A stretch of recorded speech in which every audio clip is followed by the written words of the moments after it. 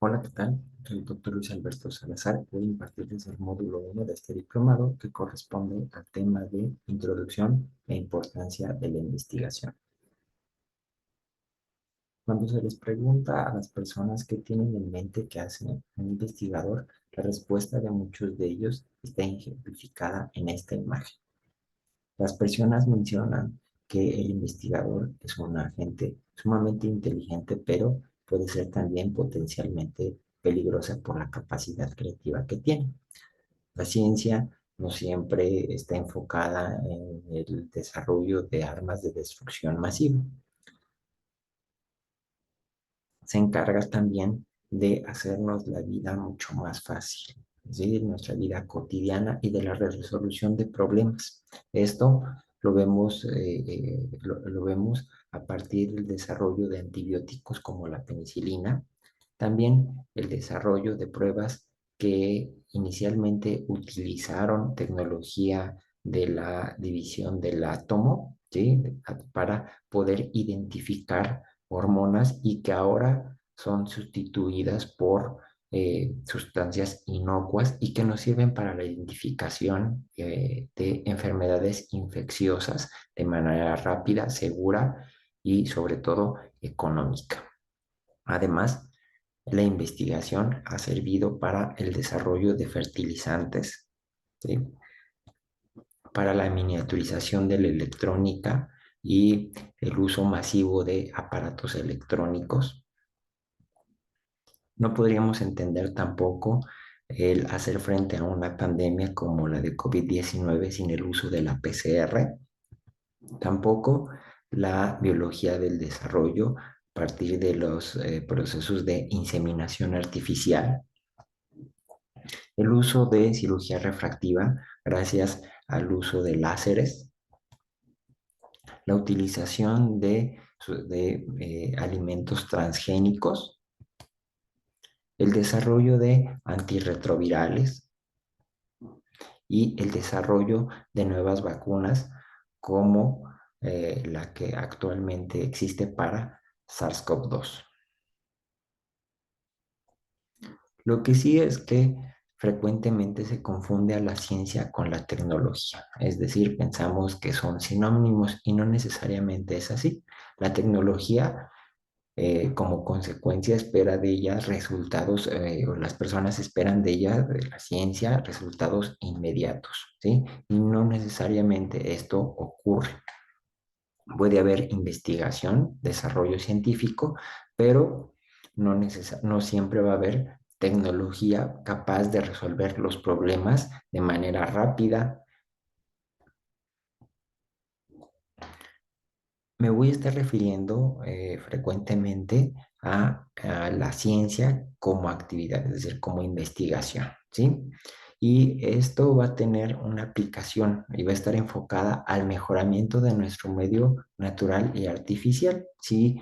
A la resolución de problemas, pero esta resolución de problemas a través del desarrollo de tecnología no siempre es tan rápida.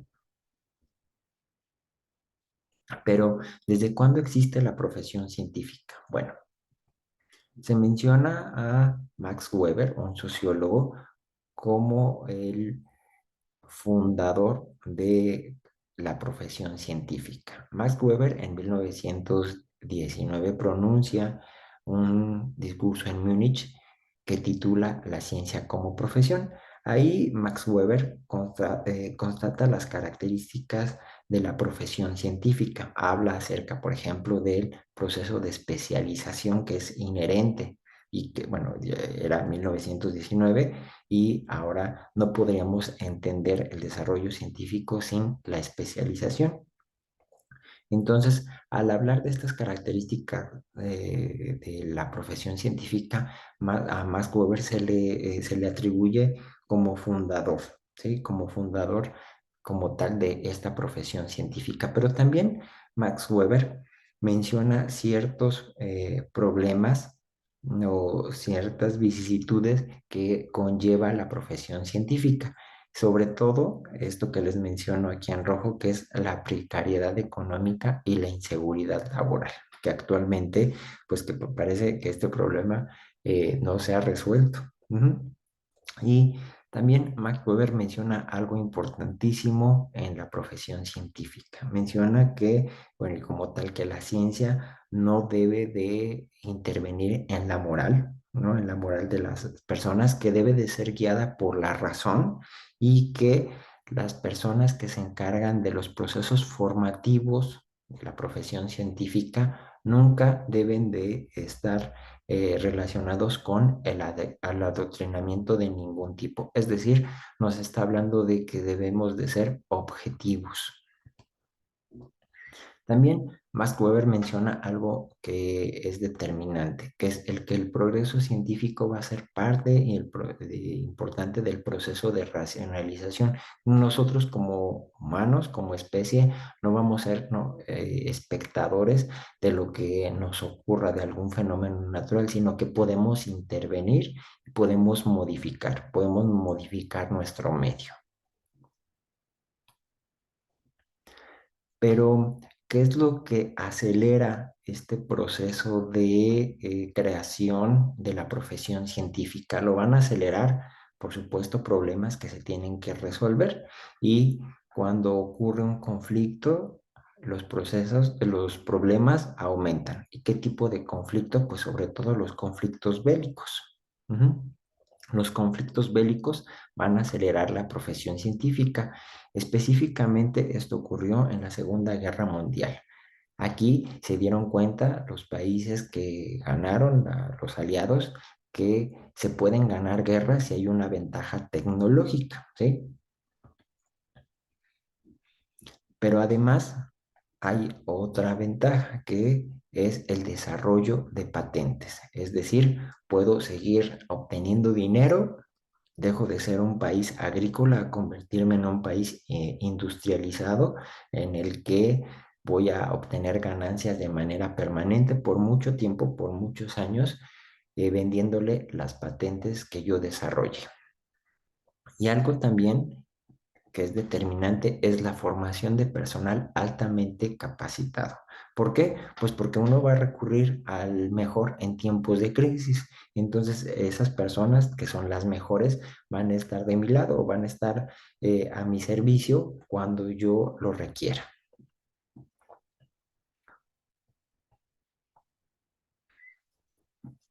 Vemos entonces en esta imagen cuántos científicos se calculaba que existían en el mundo en el 2013, ¿sí? Se calculaba que existían 7 millones de científicos en el mundo. Y veamos este mapa. Si ustedes observan, en amarillo está Estados Unidos y Canadá. Arriba, en el gráfico que está en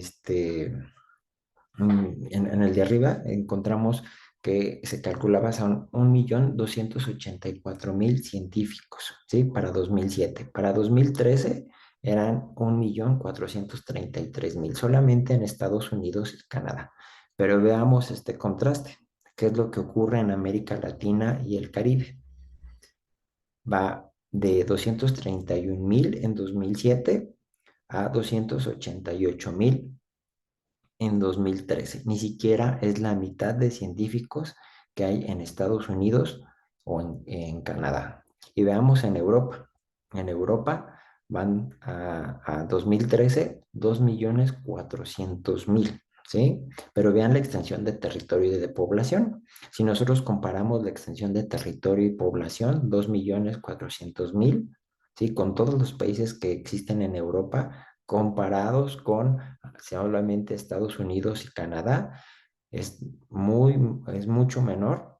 Y lo que observamos, pues, es que Estados Unidos y Canadá son los que tienen más científicos. Y esto tiene una razón, ¿no? El desarrollo de patentes, ¿sí? El poderío económico. Y veamos también en Asia, ¿sí?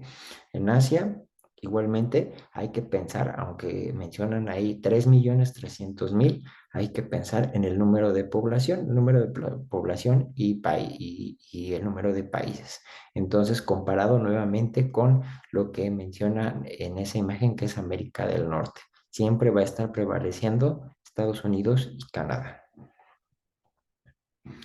¿Y qué es lo que pasa en cuestión de género? Bueno, En cuestión de género, aquí vemos que las personas con título de grado, hombres y mujeres, es básicamente casi lo mismo, ¿no? El 53% mujeres y el restante de hombres, igual con título de maestría. Pero, ¿qué es lo que va ocurriendo aquí con título de doctorado? Es decir, mientras un mayor nivel académico, el máximo que es el doctorado, ¿sí? Aquí ya no hay una paridad casi del 50-50, ¿sí? Sino que disminuye al 43% en mujeres. Y las que realizan investigación, igualmente mucho menor, ¿sí? Solamente el 28% de las personas que se dedican a investigación son mujeres. Entonces aquí hay una brecha importante que se debe de superar y que se debe de superar porque más adelante les mencionaré que de hecho ese es uno de los objetivos. ¿Por qué? Por la paridad de género, pero también porque las mujeres tienen y van a estar enfocadas o van a plantear la resolución a problemas o a problemáticas que también afectan a mujeres, aunque no únicamente, pero que muchas veces no se les pone tanta atención. Ahora veamos en cuanto a la movilidad, es decir, cuántos estudiantes en formación se encuentran en todo el mundo en movilidad, ¿sí? Desde 1975 hasta el 2013. Y vean cómo pasa de, pues digamos, 1 millón hasta 4,1 millones. ¿Y cuál es el destino que predomina para poder realizar investigación? Pues lo estamos viendo ahí, que es Estados Unidos, ¿sí? Estados Unidos, el Reino Unido, son los que predominan para hacer o irse a hacer investigación. Pues nuevamente, esto corresponde con lo que veíamos en el mapa anterior.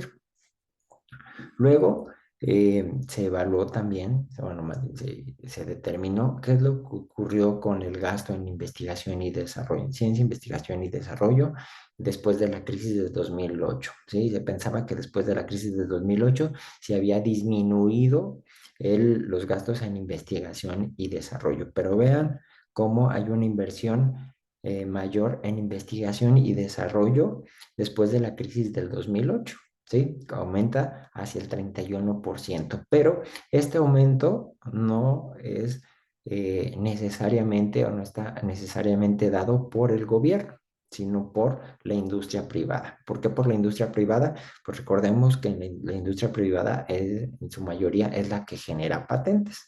El gobierno facilita el desarrollo de patentes, la industria privada las crea y el gobierno pues obtiene dinero a través de los impuestos gracias a todo esto. Entonces, mientras más industria privada, más desarrollo de patentes y más dinero por un proceso de fiscalización.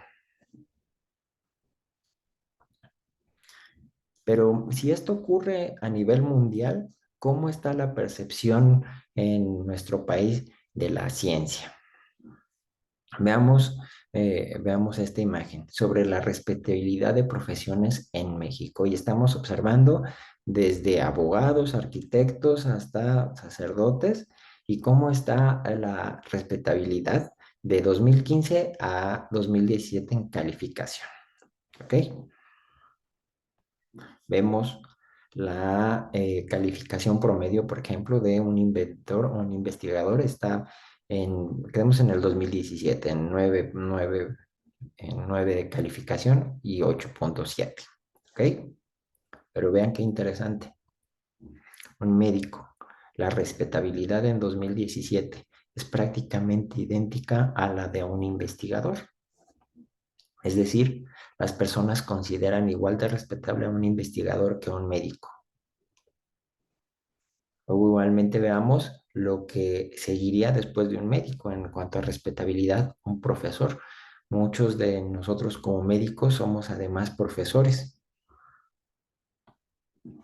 pero vean qué contraste tan más interesante. Las enfermeras, 8,9 de calificación, mucho más arriba que un médico y mucho más arriba que un profesor, incluso que un investigador. Esto pues puede tener muchas explicaciones y también puede estar relacionado a que no necesariamente la respetabilidad está es de acuerdo a los conocimientos que tenemos, sino también a otros aspectos que muchas veces nosotros dejamos pasar por alto. Pero bueno, aquí importante lo que les menciono, ¿no? La respetabilidad que tiene un investigador y cómo se compara casi con un médico. Luego, si en nuestro país tiene tanto interés o no por la ciencia, ¿cómo determinamos esto? Pues bueno, entonces vemos aquí la población que visitó diferentes tipos de recintos que están que están relacionados con ciencia y tecnología. Ujú. Entonces, aquí tenemos, mencionan a diferentes zoológicos, bibliotecas, museos, etcétera. Ujú. Vamos a ver, en 2017, ¿sí? El porcentaje de población, por ejemplo, que visitó museos de ciencia y tecnología, casi el 19%. Después, las exposiciones tecnológicas, industriales y las semanas de ciencia y tecnología. Vean cómo va del 13 y luego a la mitad simplemente en las semanas de ciencia y tecnología. Probablemente la explicación aquí estaría dada porque muchas veces obligan a los estudiantes a ir a museos de ciencia y tecnología. Pues, hay que ir, hay que visitarlos y enviar estos resúmenes, ¿no? Tal vez la explicación esté ahí, por eso es que se visitan más museos de ciencia y tecnología que exposiciones tecnológicas. Muchas veces las exposiciones tecnológicas o las mismas semanas de ciencia y tecnología no se les da la difusión necesaria. Y esto es importante porque son de los primeros acercamientos que tenemos con la ciencia. Entonces, ¿qué es lo que las ciencias nos pueden ofrecer? Pues nos ayudan a obtener resultados para preguntas que suponen ser relevantes, ¿no? Para necesidades, ¿por qué ocurre tal o cual cosa? Pero de ninguna forma van a poder demostrar que esas preguntas que se están haciendo son relevantes. Muchas veces se ha criticado acerca de la importancia o no, por ejemplo, de la ciencia básica, ¿no? Porque se enfocan en cuestiones tan, en algunos casos o para algunas personas poco relevantes, pero pues la ciencia no puede cuestionar si son o no relevantes, no podemos determinar si eran relevantes o no. Vayamos al ejemplo, por ejemplo, al ejemplo de la imagen inicial de la división del átomo. Inicialmente, pues la investigación parecería algo muy básico, dividir un átomo para generar energía o simplemente tener la capacidad de dividirlo y ver qué ocurría. Bueno, pues esa pregunta fue adquiriendo importancia por todas las consecuencias que tuvo esa división del átomo. Entonces, ¿en medicina se hace ciencia o se hace ciencia para la medicina? Esta es una pregunta importante. Yo diría que ambas, tanto se hace ciencia como se hace ciencia para la medicina. Tanto se hace ciencia para la medicina, pues porque hay muchos desarrollos biotecnológicos para que la medicina se lleve a cabo, para facilitarla. ¿Sí? Desde desde el inicio como tal de la instauración de la medicina como profesión, ¿sí? Hasta pues ir modernizando, haciendo frente a diferentes retos, como es, por ejemplo, el desarrollo de anestésicos, para poder intervenir quirúrgicamente y sin dolor a los pacientes, el desarrollo de prótesis, que no necesariamente eran las más cómodas, pero bueno, era un problema que se tenía que resolver, el hacer frente a diferentes pandemias y que no solamente las recientes son las que nos dan un problema, o a diferentes enfermedades que siguen prevaleciendo hasta ahora y que han ocasionado epidemias, el desarrollo de diferentes medicamentos como son los antibióticos, y algo importantísimo que está relacionado directamente con el aumento en la edad el aumento en la sobrevida, aumento en o la disminución de enfermedad, de la muerte por enfermedades infecciosas, y es el desarrollo de vacunas. Entonces, pues ambos, se hace ciencia aquí en medicina para poder corregir, para poder mejorar. Recuerden que la ciencia se autocorrige. Entonces, lo que inicialmente pudo haber servido con la evidencia, pues se va a ir modificando y tal vez no sirve, ¿no? Y hay que hacer cambios o simplemente retirarlo porque no es efectivo. Y también pues se hace ciencia para la medicina porque hay que tener todo un desarrollo biotecnológico que permita, por ejemplo, como ahora, el desarrollo de nuevas prótesis mucho más cómodas, con mejores materiales o biomateriales, ¿sí? Incluso el mismo desarrollo de vacunas. No es lo mismo las vacunas que se desarrollaron a mitades del siglo pasado con las que actualmente se encuentran en el mercado. ¿Cuántos tipos de investigación biomédica existen? Aquí eh, hay mucha confusión acerca de cuál es y qué características tiene cada tipo de investigación. Entonces yo lo resumí en cuatro para que sea más fácil entendimiento. El primero es la investigación básica, ¿sí? ¿En qué va a consistir esta investigación básica? En tener un conocimiento que esté completamente alejado de la práctica y profundizar en nuestro conocimiento sobre la realidad. Es decir, la investigación básica se lleva a cabo en el laboratorio. Son estas imágenes que ustedes ven frecuentemente de una persona trabajando en una campana de flujo laminar, en una caja Petri, y ahí pipeteando diversas sustancias de muchos colores diferentes, ¿no? Esa es como que la imagen que uno tiene de la investigación básica.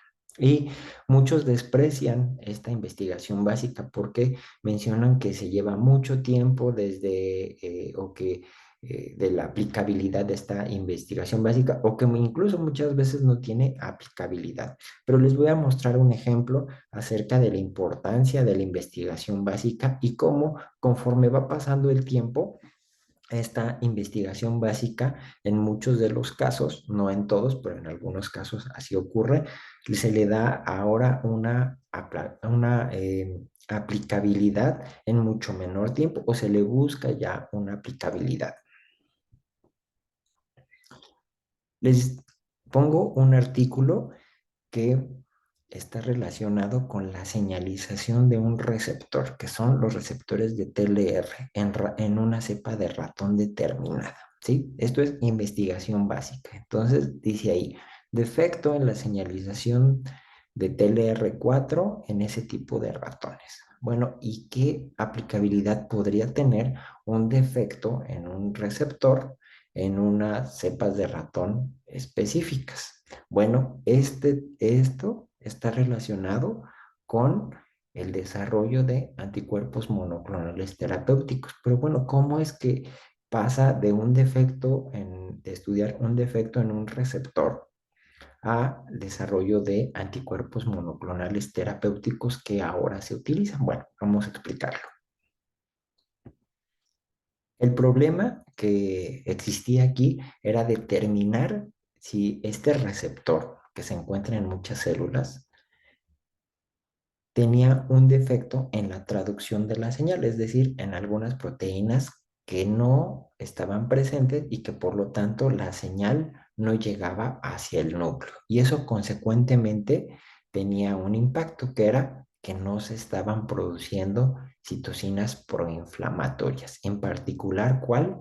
El factor de necrosis tumoral. Para ello, entonces, se tuvo que desarrollar toda una estrategia experimental biotecnológica que permitiera determinar que había este defecto y que no había TNF. Entonces, se llegó a lo siguiente, a esto, a través de, ahora sí, la investigación translacional. Es decir, ya se tenía, ya se había identificado que no existía TNF. Entonces, para que no hubiera TNF, había que comprobar que no estaba presente esa citocina. Y para comprobar que no estuviera presente esa citocina, se necesitaba identificarla de manera precisa. Y la única forma que encontraron por la cual se podía identificar de manera precisa que estaba presente o no en esta cepa de ratón defectuosa de este receptor, era a través de anticuerpos. Entonces, ya se tiene el anticuerpo anti-TNF. Ahora se le da una aplicabilidad, lo que ustedes comúnmente dicen investigación aplicada, que realmente la denominación correcta es investigación translacional, que se encarga de aplicar o transformar el conocimiento adquirido en la investigación básica y está relacionado con la aplicabilidad, ¿sí? Cómo llevamos ya el conocimiento básico a darle una aplicación. Entonces ya teníamos el anticuerpo. Ahora vamos a ver en qué puede utilizarse. Bueno, aquí están viendo cómo este anticuerpo monoclonal que se denomina CA2 servirá para el tratamiento de la enfermedad de Crohn. Le suena conocido?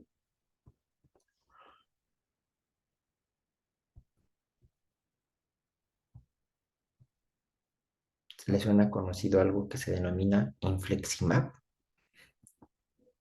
Y ahora ya pasamos a la investigación clínica. Ujú. Ya tenemos el anticuerpo, ya vimos que en 8 pacientes, como bueno, en esa parte del artículo no lo menciona, pero bueno, en la imagen que les puse, pero iniciaron con 8 pacientes que tenían enfermedad de Crohn y les aplicaron este anticuerpo a TNF y vieron que la enfermedad los procesos ulcerativos disminuían. Entonces, vamos ya ahora a llevarlo a la clínica. Vamos a evaluar que sea eficaz y seguro en las intervenciones médicas, es decir, en el consultorio. Y entonces tenemos ahora el infliximab, uno de los primeros anticuerpos monoclonales terapéuticos de uso masivo. Inicialmente, pues fue para enfermedad de Crohn, ahora tiene otros usos, no exclusivamente, pero ahora ya tiene mucho más, además, bueno, ya no es tan caro y ya tiene otros usos, como es en la artritis reumatoide y en otras enfermedades autoinmunes que están relacionadas con el daño y con el daño por citocinas proinflamatorias, específicamente por TNF. Ujú. Entonces, ahora ya incluso hay metaanálisis, ¿no? Que siguen evaluando la seguridad y qué tan bueno o no es el infliximab comparado con otros medicamentos. Entonces, se va acumulando la evidencia, se acumula la evidencia de la seguridad y nos demuestra que es un medicamento seguro, que es un medicamento efectivo para muchas de las enfermedades y que produce remisión de las mismas. Entonces se va acumulando evidencia. ¿Cómo se denomina esto? Pues medicina basada en evidencia, ¿no? La demostración de que es eficaz y que es seguro y que podemos seguirlo utilizando a las dosis, tal vez algunas modificaciones de dosis, tal vez alguna parte terapéutica en cuanto a los días, pero en realidad como tal el uso del infliximab sigue persistiendo. Pero también muchas veces hay que determinar en nuevas intervenciones si son seguras o no. Me llama la atención, por ejemplo, a propósito les pongo este ejemplo de las nuevas vacunas. Específicamente me voy a referir a la de SARS-CoV-2 y cómo se habla frecuentemente a que esta vacuna está relacionada con el desarrollo de diversas enfermedades, ¿no? Y parece casi como si fuera ya un hecho que esta vacuna está directamente relacionada con el desarrollo, por ejemplo, de enfermedades autoinmunes o cardiovasculares. Aún todavía no hay la evidencia suficiente para poder afirmar eso o afirmar lo contrario, a favor o en contra. Entonces hay que ir acumulando la evidencia. Mientras no tengamos la evidencia suficiente, simplemente lo vamos a ver como algo anecdotario, ¿no? Algo, alguien que dice que se aplicó la vacuna, por ejemplo, y que desarrolló alguna enfermedad autoinmune o algún proceso, o una enfermedad cardiovascular. Entonces hay que determinar si el no haberse aplicado esa vacuna iba a desarrollar o no este tipo de enfermedades. Por eso es que se tiene que acumular evidencia. Hasta este momento, aunque se escuche demasiado, no hay evidencia, ¿sí?, que haya efectos adversos relacionados de este tipo de enfermedades con las vacunas contra SARS-CoV-2. Pero hay que esperar mucho tiempo. Recuerden que el proceso de investigación de estas vacunas, pues se redujo. ¿Por qué? Porque había que hacerle frente a una crisis, ¿no? Entonces no sabemos el alcance que pueda llegar a tener, pero hasta este momento no podemos afirmar contundentemente que tenga relación con el desarrollo de este tipo de enfermedades. ¿Ok? Y un tipo de investigación biomédica más, que es la investigación epidemiológica. Entonces, todas en realidad van a construir y van a acumular, van a construir el conocimiento. Idealmente tendría que hacer, ¿no? Tanto la investigación básica como la investigación translacional y la investigación clínica. Todas ellas nos van dando evidencia suficiente para poder tomar decisiones. Y sobre todo en la medicina, pues hay que tomar decisiones, ¿no? Hay que tener la información necesaria para tomar decisiones. ¿Y por qué es necesario investigar en medicina? Pues porque las decisiones pueden determinar si una persona vive o muere, o sea, así de simple. ¿Mm? Entonces, para ello tenemos la medicina basada en evidencia. ¿Mm?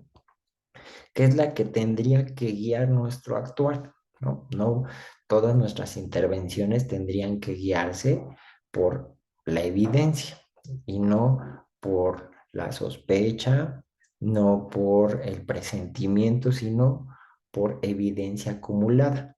Pero bueno, ¿cómo son los niveles de organización de la evidencia? Tenemos en la base los estudios individuales, todos estos artículos originales que se están publicando constantemente. Luego van a venir las revisiones críticas y de estudios individuales. Luego vendrían las revisiones sistemáticas. ¿No?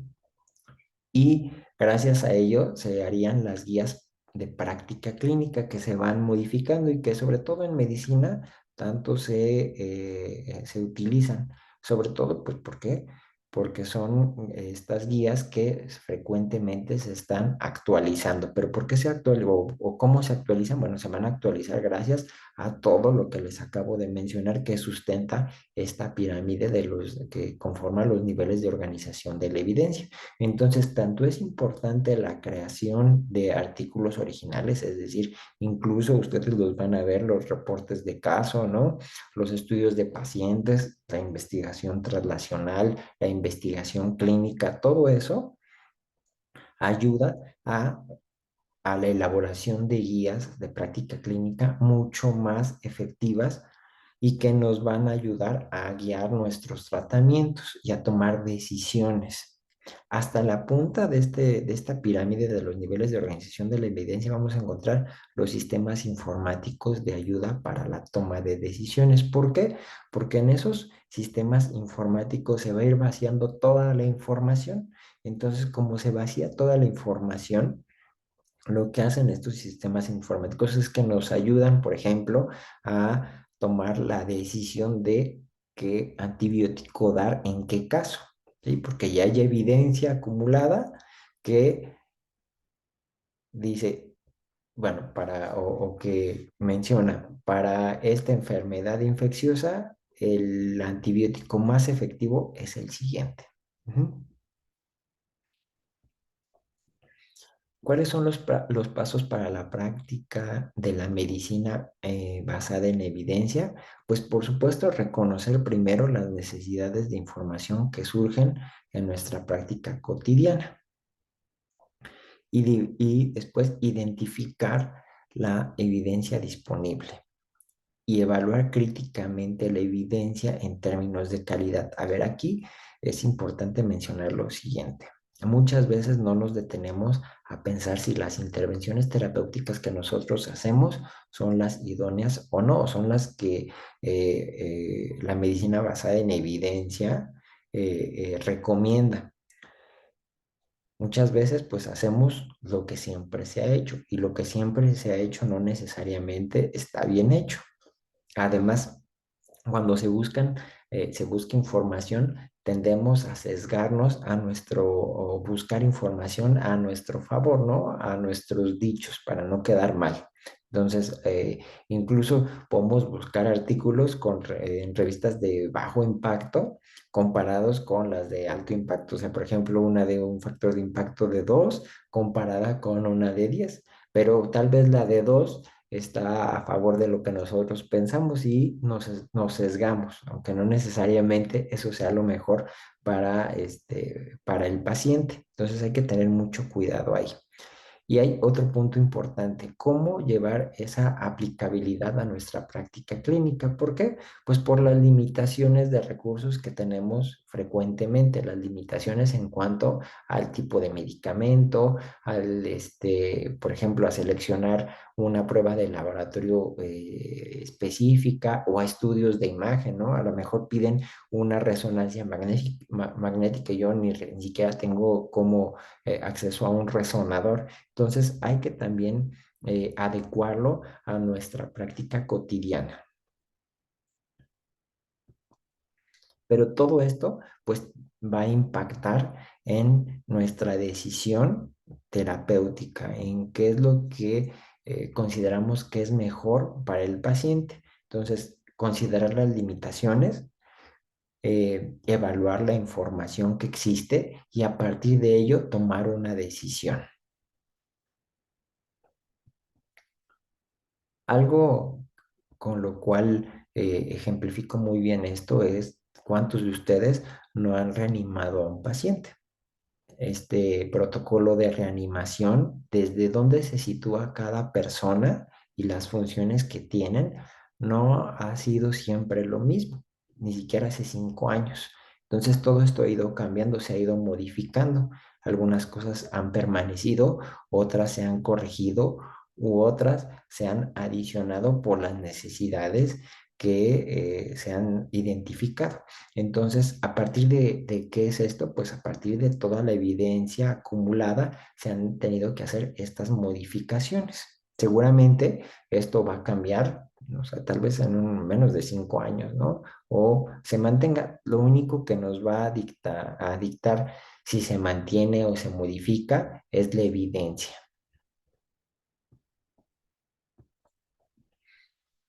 Y si nosotros pensamos que la base de la medicina, de la pirámide que construye la medicina basada en evidencias es escribir un artículo, pues muchas veces pensamos cómo, ¿y cómo se escribe un artículo científico? ¿No?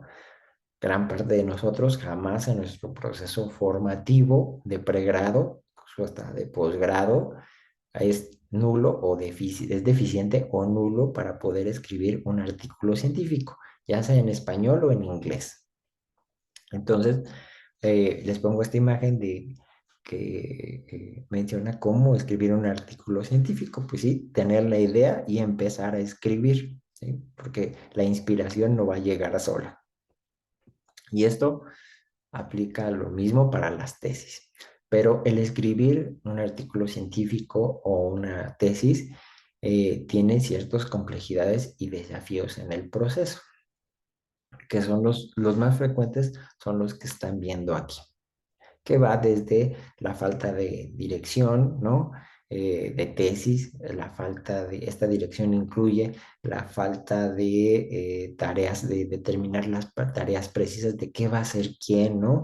De si se puede o no hacer, de si se puede o no realizar, si se tienen o no los recursos. Entonces, hay una serie de complejidades y desafíos que hay que superar para poder escribir un artículo o una tesis. Nada es fácil. y que también pues nos va a causar estrés o les va a causar estrés, ¿sí? De hecho, aquí está mencionado los estudiantes de posgrado, los PhD, los estudiantes de doctorado, y cómo sí genera estrés y ansiedad, ¿no? Para ellos, pues porque se tienen que titular publicando un artículo, y para ustedes, pues porque se tienen que, una parte de titulación es escribir o redactar una tesis. Idealmente, se busca que se haga esto para hacer el ejercicio de construir o tener un artículo científico, evidencia de algo. ¿Por qué? Pues porque ustedes son los que permanecen más tiempo frente al paciente, porque ustedes tienen la capacidad de observar y de poder identificar un problema y no simplemente dejarlo pasar. Siempre hay problemas que resolver, pero muchas veces, como tenemos o estamos en contacto con tanta frecuencia con estos problemas, que los normalizamos, ¿no? Pues sí, llegó así, pues no se puede hacer nada más. Normalizamos y dejamos de pasar muchas oportunidades para poder identificar y resolver problemas. Obviamente, pues tampoco piensen que todos los artículos se van a ir, por ejemplo, a un premio Nobel, ¿no? Al desarrollo aplicativo de algo en 1 o 2 años. Este lleva mucho tiempo, pero sí podemos contribuir con un pedazo de ese rompecabezas para poder construir un todo. Entonces, aquí igualmente, ¿cuáles son los principales problemas de los cuales están relacionados el estrés y la ansiedad en estos estudiantes de doctorado, ¿no? Bueno, digamos de posgrado. Entonces, primero, poder seleccionar una idea, ¿no? La idea que nosotros queremos desarrollar. Ujú. Luego existe un problema también porque pues, no sabemos escribir, nadie nos dice cómo escribir y cómo poder empezar a redactar algo. No hay supervisión, hay que buscar frecuentemente al director de tesis, y ese director de tesis muchas veces está ausente en la mayoría de los casos. ¿Mm? Entonces, todo eso, no hay un feedback, ¿no? De que, oye, vas bien, oye, me tienes que entregar en tal fecha tal parte de tu tesis, o cómo vamos con tu trabajo, cómo vamos con con la creación de la base de datos, ya vaciaste toda la información. Idealmente tendría que haber eso. ¿Qué es lo que ocurre? Pues que el director de tesis tiene como 10 alumnos a los cuales les tiene que supervisar todo lo que les acabo de mencionar. No le da la vida, más ver a los pacientes, pues no le da la vida y todos se pierden. ¿Mm? Son los principales problemas por los cuales uno desensitiva la creación de un artículo, o simplemente pues hacer una tesis por hacerlo, ¿no? Por cumplir con el requisito.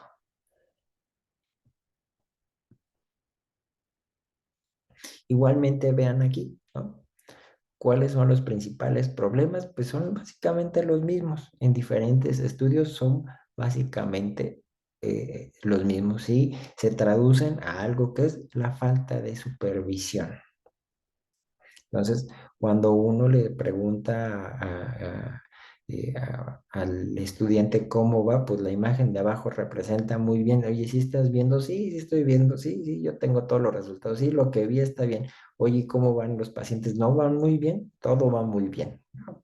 La realidad es que no. Entonces, terminan haciendo trabajos deficientes por esta falta de supervisión. Y también, pues muchas veces es la pérdida del compromiso por parte del alumno. La respuesta a esto es supervisión, supervisión y más supervisión para poder desarrollar un artículo y también pues desarrollar una tesis. Siempre por lo menos a los estudiantes que yo he dirigido, es que el desarrollar un artículo, pues si desarrollas el artículo, ya fácilmente escribes la tesis. Básicamente es la tesis, ¿no? Entonces, pues enfócate, si quieres, a que escribamos un artículo, a que generemos un artículo, y pues de ahí esa es tu tesis, ¿no? Y no al revés, porque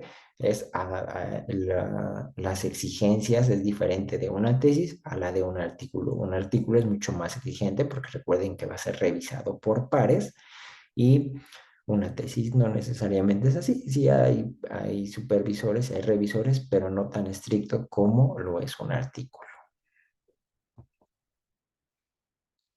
Entonces, ya casi para concluir, ¿cuáles son los retos de la ciencia en el futuro? Pues dar soluciones integrales a problemas globales y regionales. En particular, en nuestra área hay mucha desinformación y surgen muchos especialistas de algo, aunque no necesariamente lo sean, ¿sí? Aquí les pongo esta imagen en donde y les pido que revisen ese link, que vayan siguiéndolo, por favor. Ese que está en azul, revísenlo, que nos habla acerca de la incertidumbre y de cómo la incertidumbre es inevitable en la investigación científica y también, pues obviamente, en la medicina. Aunque haya guías, aunque haya más información, aunque esté sistematizado, protocolizado, pues sí, también la incertidumbre es algo que es inevitable en nuestra vida diaria. Entonces les pido por favor que sigan ese enlace y vayan y lo revisen. Entonces, esto es importante, cómo lidiar con la incertidumbre. Y si están desarrollando un tema de tesis o piensan escribir un artículo, pues cuanto más, ¿no? Tal vez ustedes están relacionando un efecto con algo o una intervención positiva de algo y no necesariamente es así.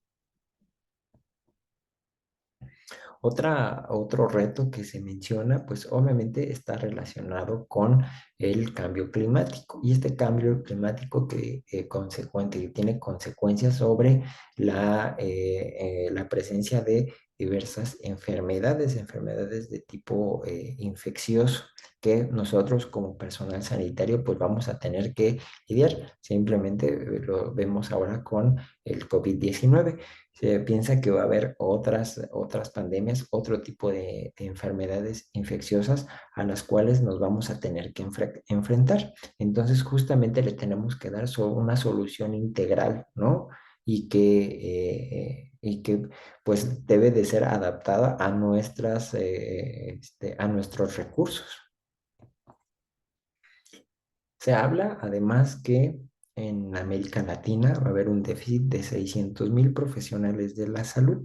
Ustedes ven que a lo mejor puedan tener esa percepción de que hay muchos médicos, pero están centralizados. Hay falta de empleos, hay falta de plazas en algunos lugares mucho más remotos. ¿Por qué? Pues porque se envían a los profesionales a esos lugares tan remotos pero no se cuenta con los recursos, o sea, prácticamente van a trabajar o no tienen con qué trabajar. Entonces, las personas prefieren no irse, quedarse en las ciudades a trabajar, aunque sea mucho más competitivo, pero no aventurarse pues a la nada, sabiendo que hay incertidumbre en su futuro. Otro reto importante es la paridad. ¿Cómo hacer para que las mujeres eh, para que esta brecha de paridad disminuya y haya una igualdad en cuanto al desarrollo o a los empleos en ciencia y tecnología, como se les mostraba, ¿no? Cómo disminuye y cómo la mayor parte son hombres. Afortunadamente, esto ha ido digamos, la brecha se ha ido reduciendo, pero no totalmente o no como quisiéramos. Y algo importante es lo siguiente, que puede haber mucha innovación, puede haber mucho desarrollo tecnológico, pero no necesariamente las políticas se van a siempre a acertar. Ustedes lo ven, ¿no? Conocen las guías de tratamiento de una u otra enfermedad y les dice que soliciten algunos estudios de laboratorio o estudios de imagen, pero muchas veces no se cuenta con ello. ¿Por qué? Pues por unas malas políticas de salud, ¿no? Que hace que nos rebase eso, que no podamos hacer una intervención adecuada. Por eso justamente es importante la medicina basada en evidencia, es adecuar ya sea el reporte de acuerdo a nuestros recursos. ¿Cómo vamos a saber, por ejemplo, que a un paciente con una enfermedad determinada se le está pidiendo un estudio de imagen y en los países del primer mundo dicen que el gold estándar es un PET y nosotros pues no tenemos acceso a un PET, pero sí a una tomografía contrastada y entonces hacemos una revisión y vemos que tiene la misma eficacia. Vamos a ver, es un ejemplo, no quiere decir que sea realidad. El PET con la resonancia, con la tomografía contrastada, no lo sé, puede ser así, pero hasta que no tengamos la evidencia suficiente, no podemos contundentemente afirmar que es así o que no es así. Y bueno, finalmente,